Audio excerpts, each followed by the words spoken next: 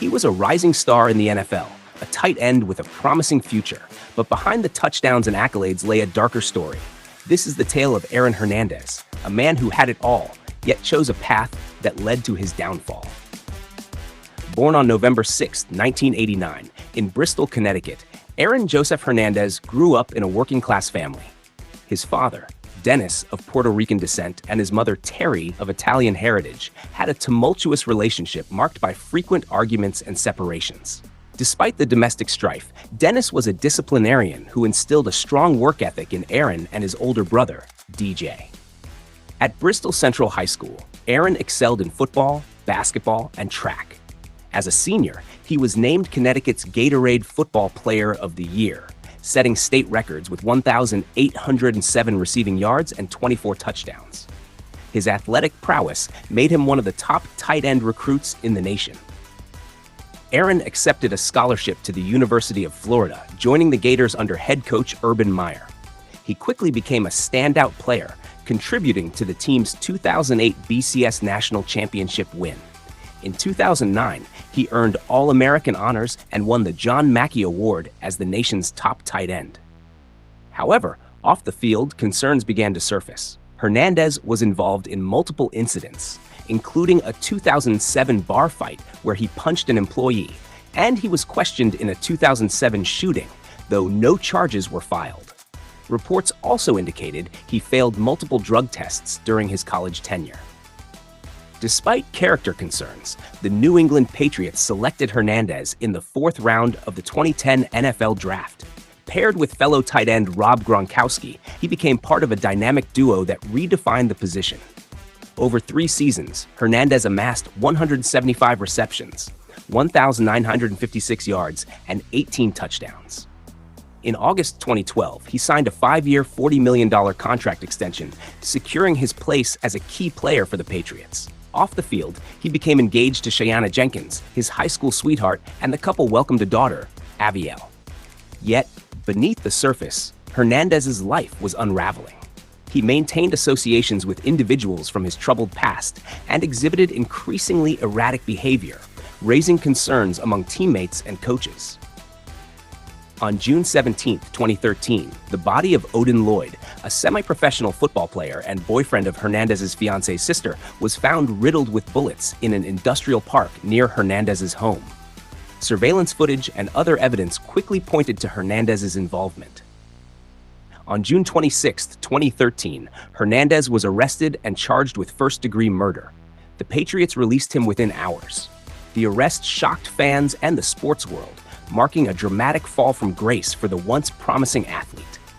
As the prosecution built its case, the world watched the rise of a sports icon unravel in real time.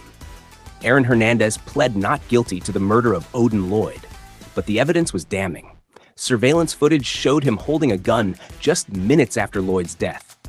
Shell casings at the crime scene matched those found in Hernandez's rental car. A footprint at the site matched his shoes. Phone pings placed him near the body. And perhaps most chilling, Lloyd had texted his sister shortly before he died. NFL, just so you know. The defense argued there was no clear motive.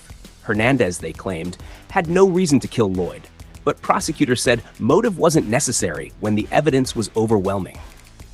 The trial lasted nearly 2 months. Cheyenne Jenkins, Hernandez's fiancée, testified under immunity. She admitted to discarding a mysterious box at Aaron's request, believed to have held the murder weapon, which was never found. On April 15, 2015, Aaron Hernandez was found guilty of first-degree murder. Mandatory life sentence, no possibility of parole. The courtroom fell silent. Outside, the sports world faced a reckoning. How did this happen? How did a multi-millionaire NFL player engaged with a child, a mansion, a career, end up in a prison jumpsuit for murder? After the trial, the story took even darker turns. Investigators began re-examining unsolved crimes, and Hernandez's name kept surfacing. In 2012, 2 men, Daniel De Abreu and Safiro Furtado, were gunned down in Boston after a nightclub dispute. In 2014, Hernandez was indicted for their murders. Prosecutors alleged he followed them out of the club and opened fire at a traffic light. The motive?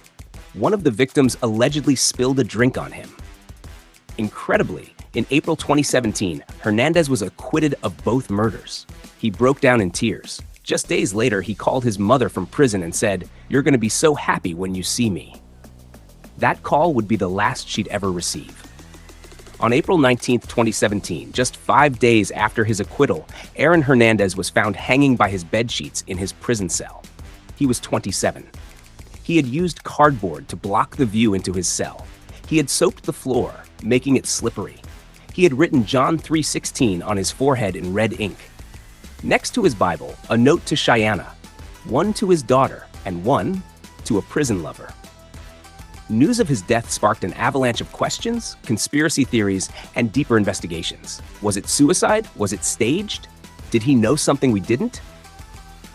After Hernandez's death, his family donated his brain to Boston University's CTE Center. The results were shocking. Aaron had the most severe case of chronic traumatic encephalopathy ever seen in someone his age. Stage 3 of 4, advanced damage to the frontal lobe, the part responsible for judgment, impulse control, and behavior. His violent outbursts, paranoia, mood swings, even suicidality may all have been symptoms of brain trauma. But that wasn't the only secret. Reports also surfaced that Hernandez had hidden his bisexuality throughout his life. Friends and former teammates suggested he had struggled deeply with his identity, especially under the hypermasculine, machismo-dominated world of football. Some speculated that this internal conflict, combined with CTE and trauma from childhood abuse, formed a perfect storm inside his mind. When Aaron died, the legal system was left in a strange place.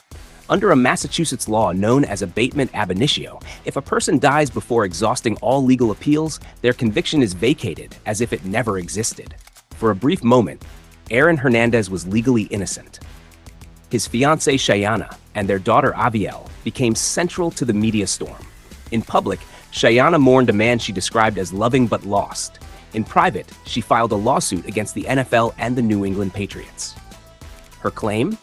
That the league knew, or should have known, about the devastating impact of repeated head trauma on players and failed to protect or inform them. She wasn't alone. Across the U.S., dozens of families joined class action lawsuits. The NFL, once an untouchable colossus, was now forced to confront the medical time bomb hiding in its own locker rooms. CTE, chronic traumatic encephalopathy, was once a fringe theory. Today, it's the NFL's greatest existential threat.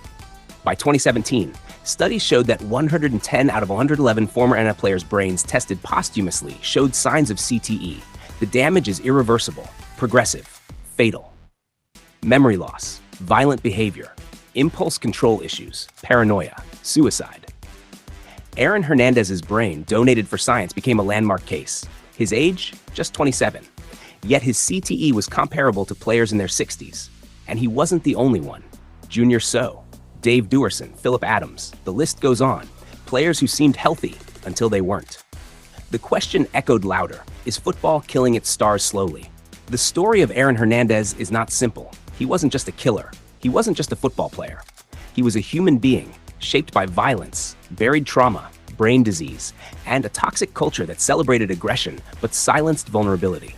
Abused as a child, closeted in a world that didn't allow softness, traumatized by the death of his father at 16, thrust into fame, and concussed over and over again in the name of glory.